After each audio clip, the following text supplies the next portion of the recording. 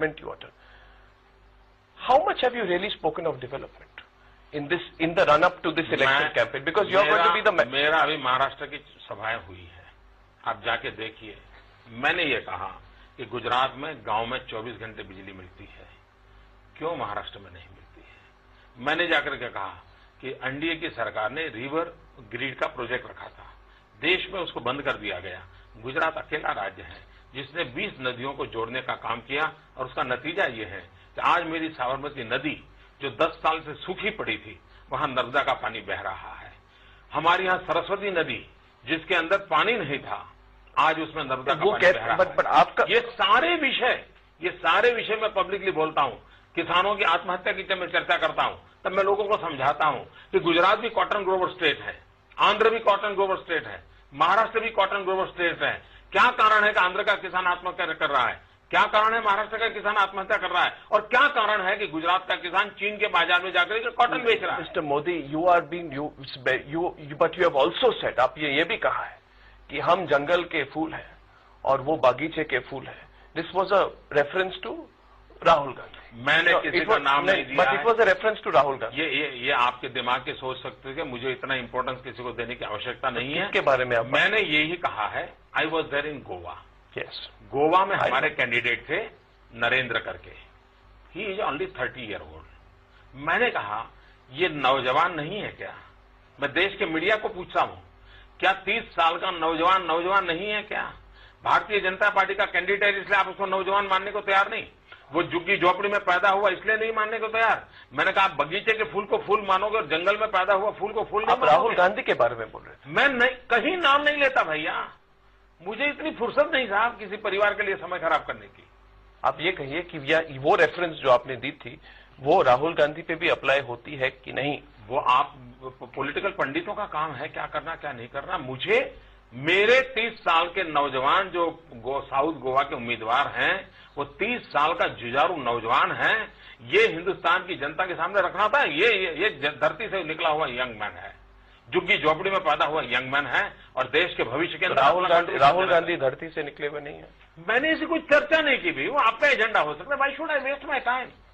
Y should I waste my time? मुझे करने के लिए बहुत काम है भाई। Over the last 3 to 4 years, you have spoken of inclusive governance that does not exclude the minority community, in fact takes it along at every step. Mr. Modi, however, there are some who believe that Mr. Narendra Modi's governance is inclusive, but his politics is not. I want you to clarify that position. इस देश में नरेंद्र मोदी पहला राजनेता है, पहला, you note down, जिसने हमेशा ये कहा, पहले मैं कहता था 5 करोड़ गुजराती, क्योंकि उस समय मेरे 5 करोड़ जनसंख्या थी, और बाद में मैंने कहना शुरू किया 5.5 करोड़ गुजराती, क्योंकि मेरी जनसंख्या 5.5 करोड़ है। बाकी देश के सारे राजनेता या तो जाति पर बोलते हैं या संप्रदाय पर। इस देश का दुर्भाग्य है कि लाल किले पर से भी प्रधानमंत्री जब भाषण करते हैं तब उन्होंने सिंपल बोलना चाहिए कि मेरे देशवासियों, ऐसा नहीं बोलते हैं। क्या बोलते हैं? हिंदू, मुस्लिम, सिख, ईसाई। अब ये आप एकता की भाषा बोलते हैं कि आपकी राजनीति की भाषा बोलते हैं? अकेला मैं एक अपवाद हूं इस देश में जिसने एक इंक्लूसिव भाषा का प्रयोग किया। मैं किसी चीज में जाति धर्म आधार पर सरकार चलाने के पक्षकार नहीं हूं, और हिंदुस्तान ने सिद्ध कर दिया है। और आपकी टीवी चैनल को तो मैं आग्रह करता हूं कि आपकी कोई अच्छी एक्सपर्ट स्टडी करने वाली टीम को बिठाइए। और कांग्रेस पार्टी ने जिस सच्चर कमेटी को बैठाया था, उस सच्चर कमेटी की रिपोर्ट में गुजरात की तुलना क्या की है, वो कांग्रेस की कमेटी है, उसको देख लीजिए कि गुजरात में किस प्रकार से सबके भलाई के लिए काम होता है। और हमारा तो मंत्र है, मेरी पार्टी का मंत्र है, justice to all, appeasement to none. न्याय सबका होना चाहिए, खुशामद किसी की नहीं होनी चाहिए, तभी तो देश चलेगा।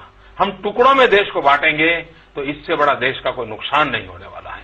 लेकिन ये देश का दुर्भाग्य है कि doctor Manmohan Singh ji, national development council की मीटिंग सबसे बड़ी मुख्य मीटिंग रहती है, सभी चीफ मिनिस्टर बैठे हैं, भारत सरकार के कैबिनेट मंत्री बैठे हैं, ऑल IAS IPS अफसर बैठे हैं, और उसमें देश के प्रधानमंत्री डॉक्टर मनमोहन सिंह कहते हैं कि हिंदुस्तान की संपत्ति पर पहला अधिकार मुसलमान का है। अच्छा होता देश के प्रधानमंत्री ने यह कहा होता कि हिंदुस्तान की संपत्ति पर पहला अधिकार गरीबों का होता है, और जब गरीबों का कहे कोई संप्रदाय नहीं, उसमें गलत, यही तो इंक्लूसिव है। उसमें गलत है, वो पॉजिटिव डिस्क्रिमिनेशन की बात कह रहे हैं कि if a community is left behind you give it special treatment. आपको क्यों कारण उनकी पक्ष में आपको बोलना पड़ रहा है मुझे समझ नहीं आ रहा है, लेकिन प्रधानमंत्री का ये कहने के बजाय वो कह सकते थे कि भाई देश की संपत्ति पर पहला अधिकार गरीबों का है। हम हैं जो कहते हैं कि देश की संपत्ति पर सबसे पहला अधिकार दरिद्र नारायण का होना चाहिए, गरीब का होना चाहिए। महात्मा गांधी भी वही कह के गए हैं कि समाज के आखिरी छोर पर बैठे हुए लोग हैं, उनकी भलाई का काम करना चाहिए। मेरे गुजरात के अंदर गर्ल चाइल्ड एजुकेशन का मैंने एक अभियान चलाया।